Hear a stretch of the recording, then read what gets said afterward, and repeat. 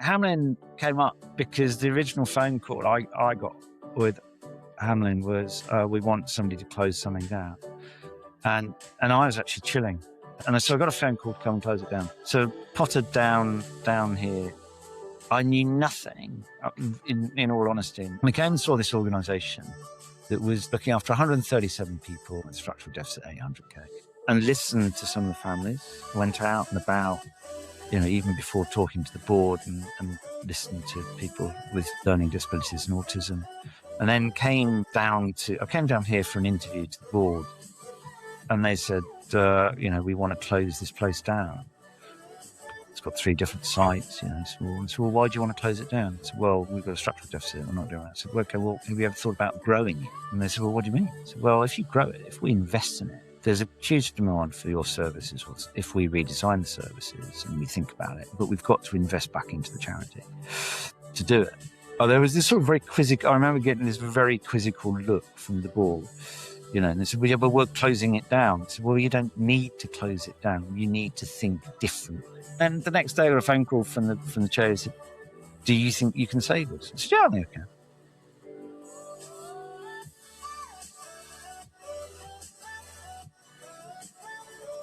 Really pleased to have Ru on the Charity Changemakers podcast today. Ru, thank you so much for joining us. Oh, Adam, thanks for the invite, and lovely to see you. Yeah, no, that's great. Brilliant. Well, great to have you here. And I say this just about every podcast. I can never do justice to an introduction. So I like to hand over that responsibility. So if you want to take a minute or so to introduce, who you are, what you do, that'd be great. Okay. For those who don't know me, I am Ru Watkins and I'm the Chief Executive at Hamelin. We are a learning disability and autism charity, growing at pace across Essex and up into East Anglia. And I have the great pleasure of being their chief exec. We'll hear more about career journey, obviously time at current charity, and everything else as we move through the conversation. But before we get into the big stuff, Ru, we always like to ask some quick fire questions of our guests, the opportunity to get to know you a little bit better. So what does a good weekend or a day off when they come around look like for you? Let's call it a good weekend, shall we? No, a good weekend is a walk, certainly somewhere in the woods or by the sea with dogs and family. Certainly with this weather, which is fantastic at the moment, a swim, but also a very good lunch on a Sunday, depending on the time of year, which type of lunch it is. Yes. So downtime, yeah. Yeah, perfect. Yeah, no, absolutely. And there's something like you say about good food and getting outside. So, which might follow on well for this next question. Then, what's something small that brings you a disproportionate amount of joy? Yeah, great question. Very simply for me, it's watching the swallows and swifts when they return. Yeah. Just a wonderful experience, and it takes you to a different place, and that gives me a huge amount of joy. Yeah, absolutely. No, that's brilliant. I love that. My children mock me endlessly for the amount of bird watching that I do. There's just something about it. Like I say, just getting off a screen, getting away, getting outside, and pair of binoculars, and I'm happy for hours. Yeah, you just marvel at it, don't you? And just think, wow. And the journey that they've had to come, and then they come back. I find it phenomenal. But just the joy, I think the sheer joy of them, fantastic. Yeah, absolutely. No, that's great. And final quick fire question for you: what's one thing that people assume about your job that just isn't true? That it's easy.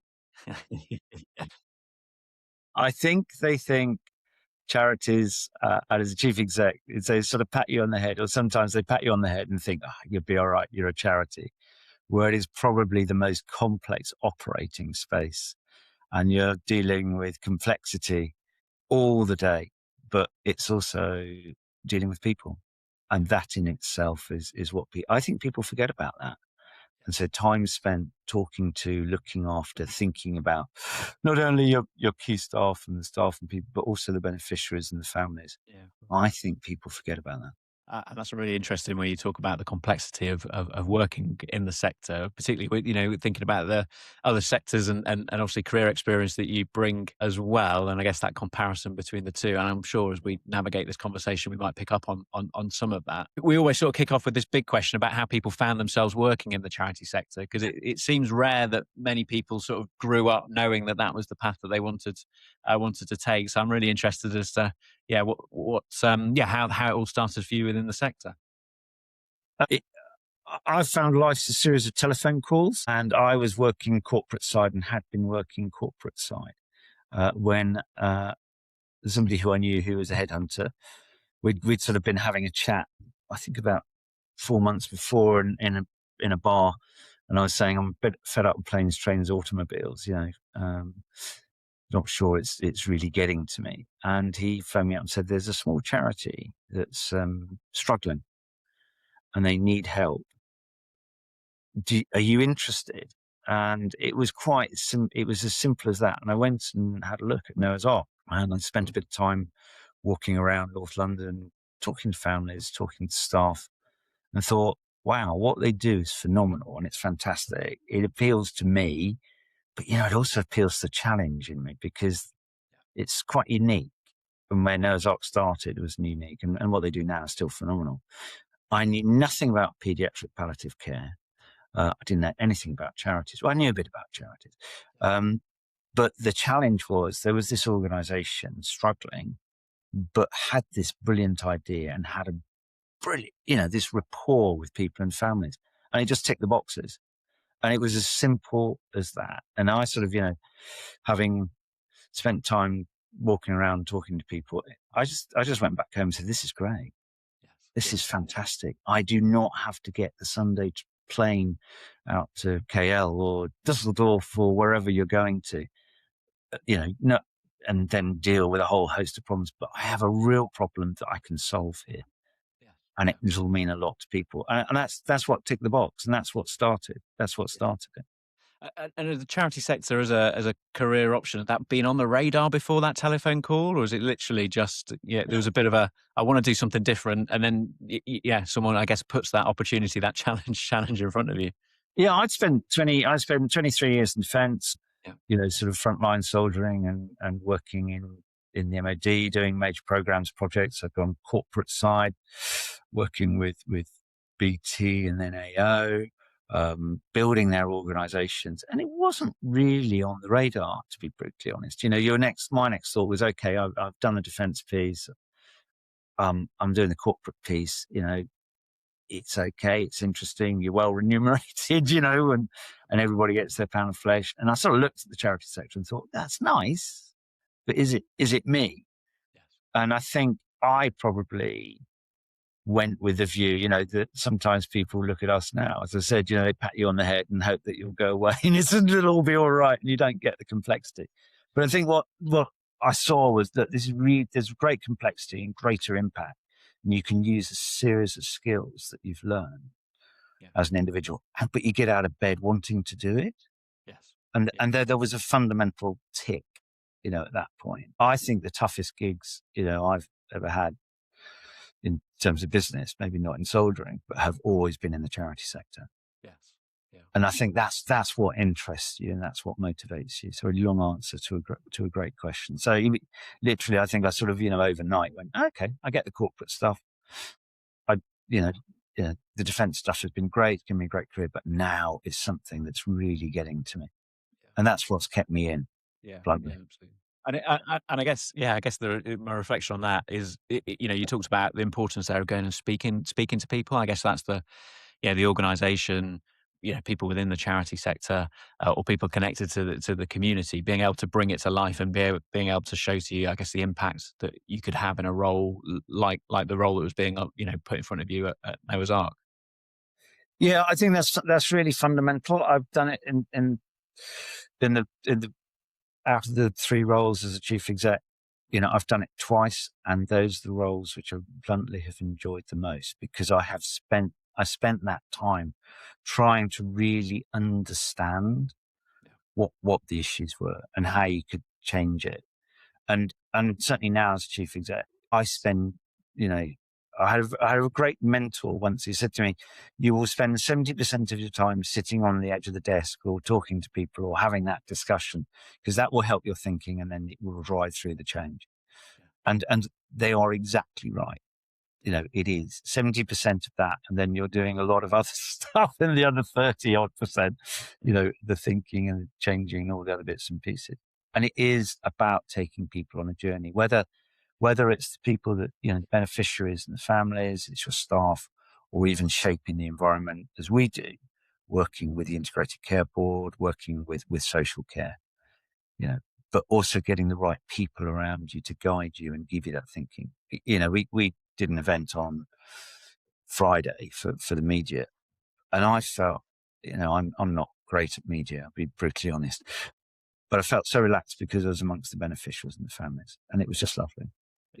That story was coming out. They were able to tell their story, but also you sort of mentally check in and think, yeah, now we're doing what we should be doing. And now these people have got to listen, and now we can carry on and make the change and drive the change, and that I think is the great motivator, but time spent listening is really, really important. And that's been a good learning for me. Yeah, absolutely. I'm always interested in people that make that transition from, like you say, household name organisations, that you're working with, and obviously military, defence career before that is, you start work on the Monday morning on that first Monday, and you sat at the desk and go, well, where do I start? Because, like you say, not only so much, I'm sure, to learn on, with Noah's Ark on palliative care. And a whole new sector, but also obviously fundraising, marketing, all of these different pieces to draw together. But it's that listening piece probably is what you're saying is the starting point. I really think it is, because that guides you. I mean, the military gives you. Everybody says, it's quite interesting. You listen to people say, "Oh, well, you were in the military, so you're used to taking orders." Actually, the military is it deals with chaos, and you are left to get on with things. And certainly on the corporate side, big organizations, but again, there was a trust element, left to get on, but people would listen to what I was trying to say. And I think there's a set of skills you come with. Listening is one of them, understanding is the other. And then there is that sort of, there is no doubt that the commercial skills or the ability to get things done are needed. And they really help you take that journey, that story onwards. One of the things I also noticed, and I suppose that comes back to my previous careers, is that we're in the sector. There is massive complexity, and there's bits and pieces, but they're all bits and pieces that work together to achieve a single aim. But you've got to be clear about what that aim is and what that vision and that mission is. We're also at times, having looked at the sector, I call it the Klingon cloak of care, where you just do this. And therefore the person or the individual or the family isn't getting the chance to grow and develop the skills that they want to develop. And so listening helps you understand that piece. And the same goes for your staff as well. Your teams, they want to develop. And if they're given the right environment to develop, then they can get on with it. So that's another part of listening. So it's a core skill. I think my wife would probably tell me I'm terrible at listening, but I do. I think I do hear more so and listen and then try and understand and then make it a reality. That's what I think the sector is good about, when it stops the Klingon cloak of care, when it starts to work together, when it co-produces and when it solves things. And that's really where I believe we should be, Yeah, absolutely. And do you think there was a nervousness from people within the organisation, someone coming from a commercial sort of corporate background and, no knowledge, as you said, not a huge amount of knowledge within the charity sector? Because I guess, I still think, we're on 2026 now. I think I still think sometimes there can be, boards and organisations that can have a nervousness about people that make that commercial transition. I was interested as to what it was like when you joined Noah's Ark. Was there a nervousness? Yeah, I think there probably was. I think there's bound to be a nervousness because probably my approach was slightly more direct than where they'd been in the past. But that was the change that needed to happen, and we probably recognised that, or the chair and maybe a couple of board members, and I recognise that and sort of setting out the stall. In terms of the staff team, I think, we set this vision, we set this mission together because that's bluntly, you can sit in an ivory tower and you can cogitate and you can look at all your spreadsheets and everything else, or maybe not when you're at the start of the journey. But the key is taking people with you. And it's diffusing that mystique, yeah. But I also would say that, everybody says, well, coming from a commercial background, do you really get it? We're all people at the end of the day. We just come with different skill sets, but you have to find the right organizations to work with as well. I would not have done well in an organization that didn't need transformation and change. And I absolutely recognize that all the way through where I've been, working in the sector. And I think that's my forte. Maybe others may argue not, which would be absolutely fair. But I think, I think you've got to look at the person as a whole. And certainly here, I mean, at Hamelin now, we the old board left and we've got a new board. It's a very commercial board with a lot of skills because we've been on a growth profile and but they're passionate as people. Yeah. And they do listen. They certainly listen, but their passion is to do the good bit. And they're very commercial. They're all commercial companies. We've got people from blue chips and whatever. That's really exciting because your thinking is also then challenged.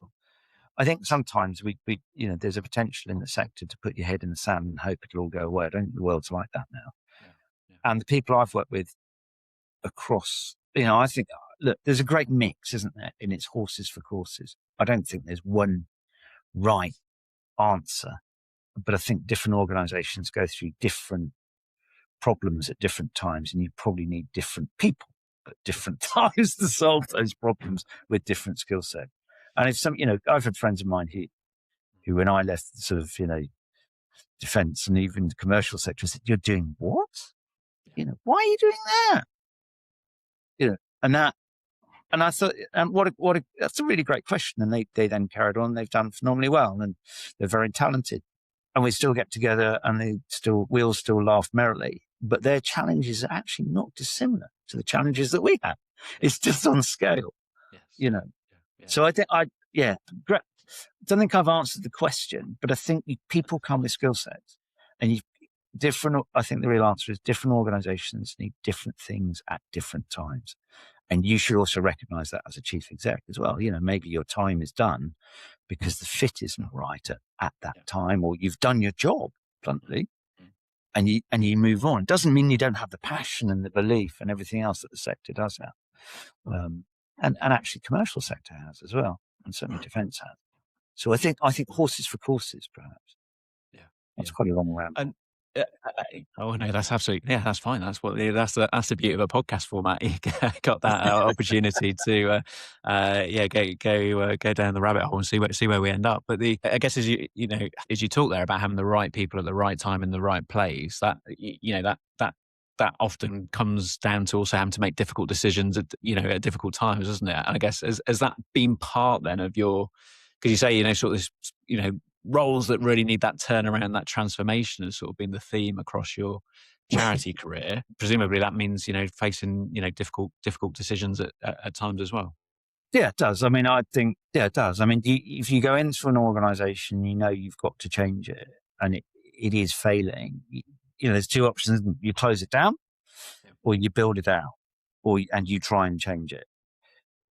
But I mean, I think always one of the learnings to me is there's the culture and the values. Sometimes you can change it and sometimes you can't. However hard you try, if you're leading from the front or you're developing people and all those bits and pieces, I have absolutely no doubt that the time invested into trying to change people is invaluable, but it doesn't always work. And therefore, you've got to make the decision that if this is not going to work and this is where we want to be, is the fit right? Is the fit right actually for you as the chief exec, a director or whatever, or indeed is the fit right for the staff? And I think those have always been huge challenges, and there'll always be huge challenges. And it's not nice, but you can You can either do it well or not do it not so well.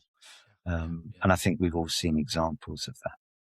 I also think there's a skill set issue where have you got time to train and develop people to get them to where you want to be? You know, I'm very optimistic about people. I really am. You know, everybody said, "Oh, Generation Z," and what, you know, we've had youngsters that we brought into Hamelin here who, bluntly, probably wouldn't get interviews elsewhere. But because we're investing in their development, we're starting to see their development. And I think that's really great. And they will be the leaders of the future. I've no doubt about that. But I think you have to invest that time, the energy, the vision, the passion, but also the human being bit. You know, I think that comes really from probably the soldiering background, where you are working with your soldiers, male and female, and asking them to do some of the craziest things on earth at times, and probably some of the most dangerous things. And you've got to instill that knowledge and understanding and develop them, because there has to be something in it for them over and beyond, you know, just the pay at the end of the day. I'm a great believer that people dip in, dip out.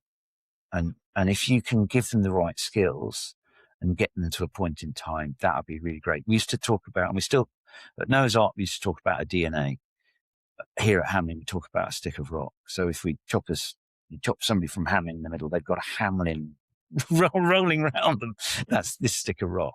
But that's the values, the belief. And that's what we all have to do. But there are tough conversations at times because people don't fit. And it's not the right thing. And you can't. The other bit is, I've also noticed some people don't want to change. And if they don't want to change, then bluntly, you know, and you want to take the organization on a journey and the team wants to take it on a journey, then you have to have that conversation. The other bit is, you know, and I think the sector struggles with at the moment is about remuneration. Remuneration isn't just pay. It's about how you train, you develop, you invest, you think about the long term on somebody's journey.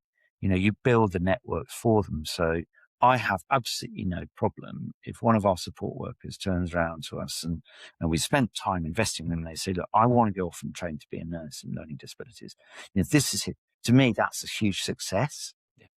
And that's not, you know, that's people go, oh, we can't do that. You know, I think you can, because that is a success, because that personal trailblaze, and then you take people on.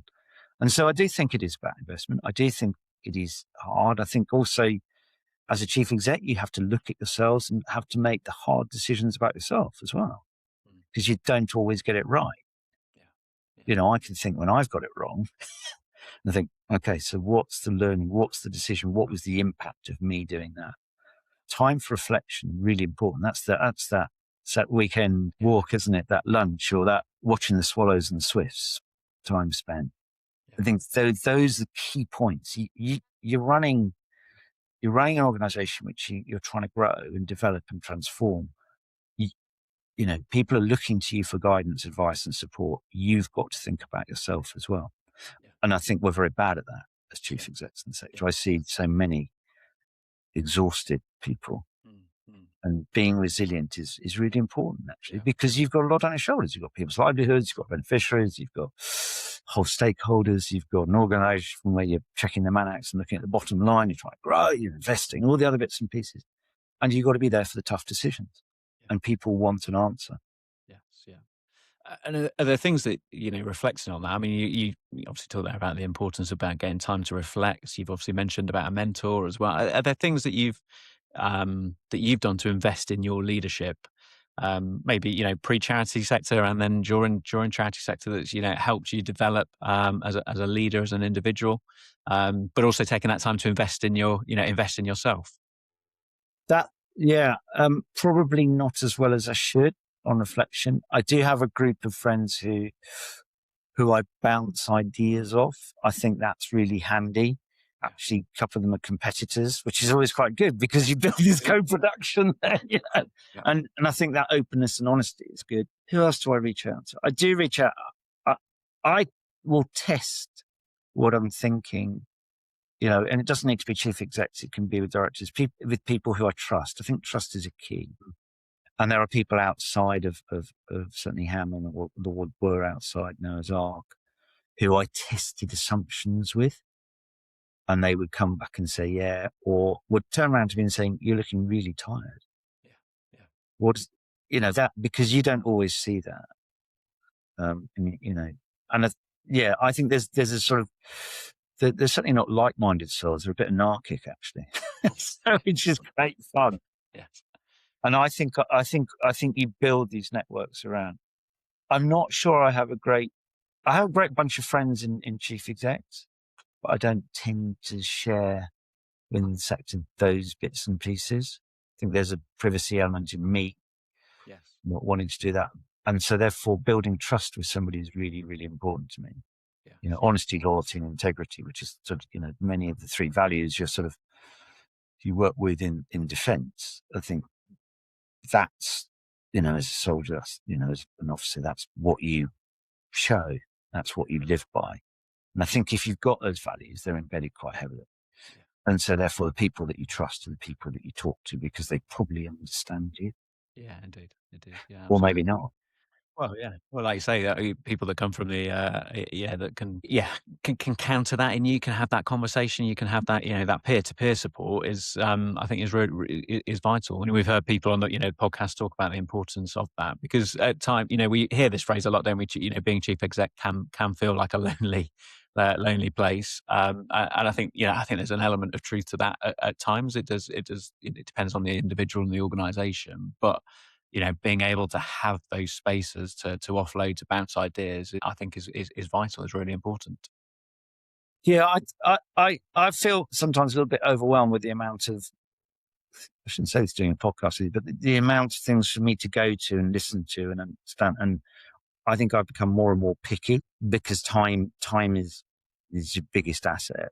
And so therefore using your time well is really, really key and critical. This is my genuine belief. You want to drive impact. If you want to make a decision, or you understand the whole ecosystem that you're operating in. Does it fit with where you want to take the organization? What is the impact overall? And then bouncing the idea off somebody else. Have any of you ever done this before? And it's really interesting, because then you learn. And I think you can do that in quite a quick moment of time, or over a cup of coffee, or a discussion. And I find I tend to learn quicker that way. Yes. I know my decision-making process is quite quick, and at times you've got to push back. I have to push back at that. Yep. And have to learn, and that I become more self-aware of that. But it's quite interesting chatting with my team, and I said to them, there's a couple of times where we've pushed a decision down the line, and they're saying, we're getting frustrated now. We're all getting frustrated because we're not making the decision, but then having that conversation, say, yeah, but we're better off. We know we're not going to make a decision, but we'll make a decision by then, and I think those are learnings that you take. And I think that's a bit of guidance that was a good bit of guidance given to me, actually. Yeah. Do you think that's different from charity? I guess, I don't know. This might be one of those assumptions that people make, that the charity sector moves slowly. It's not, in comparison to the corporate world or different sectors. You've got experience across a range now, and I appreciate that you've been in scenarios where, it is transformation. So at times there has to be quick decisions. But do you think that's a true assumption that people make across, the sector moves slowly in comparison to others? I think it depends where you are. Actually, I think it depends where you are. If I think about the areas that I've operated in, I think in London, we moved pretty damn quickly to get stuff done. Not only the sector, but we brought partners with us, and that enabled that movement. Because we didn't have all the resources and everything that you do in a corporate world, we built those resources around us, and that enabled us to move very, very quickly. And I think there was a willingness to do it. Very interesting. Having come, then going up into Suffolk, which I think more sedentary, slower, and do we really want to change this? And I sort of get that. I understand that. May not have realised that at the beginning, but that's fine. That's how they operate. You come down into Essex, and we're going through massive change here. There's the LGAs, you've got the mayorals, we've just you've got the ICBs just reconfigured. You've got huge areas of deprivation and then huge areas of wealth. Essex is quite complex. You've got a majority of smaller charities, and I think it's only 3% of charities are over about 1 million, but there are hundreds of smaller charities. And I think people become overwhelmed and they just can't see, the daylight. I mean, Hamelin was in a right old pickle. We were turning over about 1 million and 137 people, but a structural deficit of 800K. It was going to the wall. We're certainly not there now, in a very different world. But the reason we're there, I think, was because we put our head above the parapet and said, we're going for it. But we also built our networks. Far be it from me. I do some stuff from Cranfield as well, which is really interesting because you get to look at other organisations. I try not to do it in Essex, otherwise I sort of get accused. But you go and look at other organisations and you're thinking, if you tweak that, put your head above the parapet and did that bit, the benefit for you, your beneficiaries and your staff would be really great. But that's not everybody's style. And I've come to learn that. Yeah, that's my style and that's what I like doing. But I think at times we can be a bit nervous. Yeah, sure. It's been really interesting coming to Essex and working here. We have put our head above the parapet, but the benefit for the beneficiaries and the families and for the charities, there's part of the charities for me, but the benefit for the people that, we're fortunate enough to look after and the staff has been phenomenal. Yeah. It really has. It's enabled us to grow. It's enabled us to drive impact, and yet I look at other organisations and think you could do so much more. I think what we're about to see is a bit of a revolution and evolution in charities as well. I think certainly looking around UK PLC, having the freedom to do that, because I've got a brilliant exec who work far harder than anybody I've known. You look around and you can see those that are just, there's sort of, in my mind, there's three. It's a bit simplistic. It's probably because I'm quite simple. You've got those who are going to say, right, I'm okay, I've got reserves, I'll be all right, and it's sort of coming in and out, and we'll be okay, ish. Yeah, so they're sort of sitting in the middle. You've got those who are just going, I just don't want to look. Yeah, sure. Yeah. And I get that. And then you've got others on the dial who are going, that's really interesting. What can we do to do that and get ourselves to a place in time? I sort of liken it to, we used to talk about staring into the abyss at Hamelin. Yeah. We still do. But there's always a bright light somewhere in the abyss. It's a bit like that film, isn't it? And I think we're starting to see that happen more and more. I think you're going to end up with, sadly, in some areas that there'll be attrition in some charities, which will be a huge, huge shame. But I'm hoping that others will put an arm around it and you can start to build almost maybe group structures, but communities of interest that support each other. I don't understand why 50 charities are paying for back office staff when we could all do it together under one guise. Yeah. And I think those economies of scale doesn't mean you've got to lose who you are and what you are and deliver the brilliance that you do. But, coming together makes a huge amount of sense. Yeah. Yeah. And we've sort of been doing that in other projects with Integrated Care Board, with Angela Ruskin, bringing ourselves together to achieve those economies to drive greater impact. Yeah. So I think there's sort of three elements, and you've got to find willing partners, haven't you? Yeah. You don't, in soldiering terms, you don't go to war because you don't really want to, but what's the outcome? Ending a war isn't, fighting a battle and ending wars isn't the outcome. We've seen that across the world. There has to be something better out of it. Yeah, absolutely. And actually, I mean, one of the things that you've mentioned quite a few times through the conversation is the importance of partnership and how you've utilised that in the places that you've been. I guess, look, as think about time, we need to fast forward a little bit to Hamelin and to talk a little bit about obviously where you are now, and I guess the journey that you've been on there. I guess the difference between what Hamelin looks like from day one, from when you walked in the door to where you are at this point. And remind me how long you've been there now. So I've done 4.25 years. Yes, yeah. Which is quite long for me. Okay. So it was really interesting. Hamelin came up because the original phone call I got with Hamelin was, we want somebody to close something down. And I was actually chilling. I'd just been away on a holiday. I was just planning another holiday. And I was in a fortunate enough position to chill. And I was contemplating, what should I do next? It was one of those. And so I got a phone call to come and close it down. So potted down here. I knew nothing, in all honesty, and probably my director of care would probably say still don't know anything about learning disabilities and autism. And that's what I mean, when you got to get the right people around you to help you. And we came and saw this organization that was the reason they were looking after 137 people, what did I say, 1.5 million with structural deficit 800K, and listened to some of the families, went out and about, even before talking to the board and listened to people with children, young adults and adults with learning disabilities and autism, to understand the complexity, to try and get my head around it, spoke to clinical colleagues and whatever.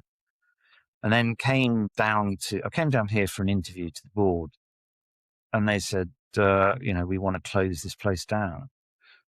It's got 3 different sites, So, well, why do you want to close it down? So, well, we've got a structural deficit. We're not doing that. I said, well, okay, well, have you ever thought about growing it? And they've been chomping through money, so there was no discipline.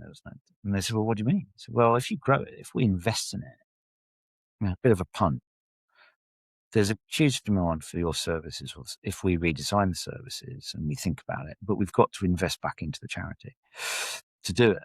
Oh, there was this sort of very quizzical, I remember getting this very quizzical look from the board, and they said, well, yeah, but we're closing it down. I said, well, you don't need to close it down. You need to think differently. And I think at one point, one of the board members, I decided, okay, well, fine, that's your decision. I can go away and watch the swallows and eat Sunday lunch and do all the bits. Chilling, yeah. Yeah, chillax. And then the next day I got a phone call from the chair. He said, do you think you can save us? I said, yeah, I think I can. Probably, maybe. But you've got to invest. I said, well, do you know what it looks like? I said, yeah, I will come back to you next Wednesday, give me a week, and I will show you what we're going to do and how we're going to invest and how we're going to transform. And I said, in the meantime, you've got to work out who you're going to keep on your board because we can't stop if we go. And she did that. She was very good. And we invested on bringing good execs in, 3 good execs to build really what I viewed was we needed to build our independence. We knew the demand was out there. We needed to understand the data, but to build out our community services, because for me, that's where you have greater impact, to review bluntly some of the stuff we were doing and then to get rid of other stuff. And that's what we did over the first 2 years. And we grew, we're now 4.25 years into it. We're looking after, I think Andy told me, nearly 1,750 people and families. We are an integral part of the health structure. We don't do their job. No, refuse to do their job. They're statutory organisations, but we will find solutions for them. We work with social care. I think at times we're a bit of a pain in the side for them because we don't believe in the traditional model and we're trying to change it. And we've gone with solutions and been told, no, you're not doing that. We go, okay, that's fine. We were 100% reliant on statutory funding. We're about 60% reliant on now our own funding arm. We've built that out. We're pushing the brand. We're doing all the bits and pieces that we should be doing, on that journey. And we're about to roll the dice again because the demand is so massive that actually we're expanding our services again. But what we've done is pick up models that we thought, that's really interesting. How do we make it work? How do we make it work efficiently? So, some of the stuff, we're getting people back into work. It's interesting to read Alan Milburn's document saying, we've got to get the youth back into work. We fought tooth and nail to get funding for 3 years, for youngsters, young adults, with LD&A. And we've got the funding and we're putting people back into work and we've been working with people like Amazon and others. But we're also trying to understand how the Klingon cloak of care is stopped. You've got to get them, you've got to let them run free. Our community stuff is about building communities. It's not about, here's another community model off the jolly well rumble. It's about building communities, but it's tied into the way we view ourselves as an organization, which is to take things, evolve things, and push things.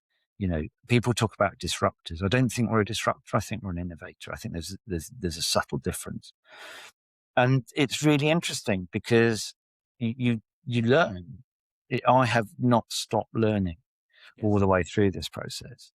But I think also we've been pragmatic about our growth. We have the reserves now, considerable reserves that we didn't have before.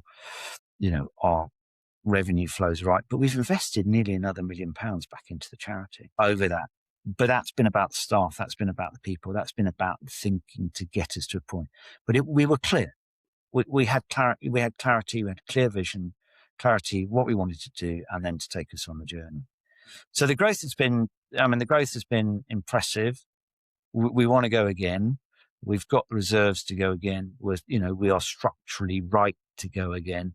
The bit we're missing, which is really frustrating and I find interesting, is that we don't have the donor base that we used to have. We're obviously battling away like everybody does with anything from social care or health, but we think we can provide the solutions. But the donor base is a real struggle for us. And it is something that I'm putting my mind to. At Noah's Ark, we had a huge donor base, which is why we were able to build the Ark and take Noah's Ark across North and Central London and do all the things here. We have to work very, very hard for non-statutory funding. In a way, though, isn't everybody in the sector at the moment? Yeah, I mean, particularly within your area of delivery and services, but even that change from 100% statutory reliance to 60% is in what is actually a relatively short space of time, isn't it? 4.25 years is quite a big shift. Yeah, I mean, we're a 5 million. I think we're a 5 million turnover organisation at the moment. That actually is great. What is really interesting to me is the 1,750 individuals that are doing, that. And then where you take that is great. Has it been? I think it has been a short. Yeah, I think it's been a short time, but it's not just down to me. I've got a brilliant team who are picking up stuff and running with it. We fail at times and we learn. Say we do, but then we coalesce, come back together again, and then go again. Yeah. I think part of what we've done is explore. We've not been frightened of exploring and thinking and going, that's really interesting. How do we take that bit and where do we go and what does it look like? And we don't always have the answer, No. And so it's continual evolution. And I think the other piece is charities need to, this is my view, for heaven's sake, not necessarily the right view, but we're a handrail. Our job is to get people to a point in time where they can live their lives. We build communities and we can live lives. And I think community building is so critical at the moment. Yeah. It really is. Yeah. We're seeing some interesting things, but there we are. Yeah, no, really, that's really, really helpful. We could probably talk for hours. Sorry. But I guess we need to bring the podcast into land. As you reflect on all of these different projects, different places that you've worked, is there something that that you've learned? You talk about mistakes and things that have gone wrong or made wrong decisions. I mean, is there something that you've learned the hard way that's kind of shaped you into the leader that you are today? I think it's a really great question, because I think there's a whole load of learnings all the way through career. I think you take learnings, don't you? And if you're lucky enough, you've got somebody who will hold your hand or tell you that you've got it wrong. I think the thing I have learned most of all is about ambition. You've got to take everybody on the journey with you. You might have the ambition, you might have that clarity on your mind, and you think you've got everybody there with you, but some organizations don't have it, and they're probably not going to have it. And so that you've got to temper your ambition if you want to, or you go to the right organizations. You asked the question. In my career, I went to an organization that was not right for me, and I was not right for them, we got through a lot together. We did huge amounts together, but it was never easy. Yeah. on both sides. And I think that then denudes your impact as a leader and causes stresses and strains for the organization. And there's the one bit of advice actually I give people who say to me, look, I'm off to do this job, this job as a chief executive, and say, how do you feel you'd fit in? And I think that's been a great learning. And I learned that the hard way. I have no doubt about it. But it's been a great learning. And as I said to you, I take the positive from it, because knowing that, then I can do the right things and you steer your course. It's like partners, isn't it? As we co-produce, we work closer. There are some people who are natural partners and some people aren't. They don't share your ambition, your belief, the ability to take risk. I find risk quite interesting, actually, but that's another story.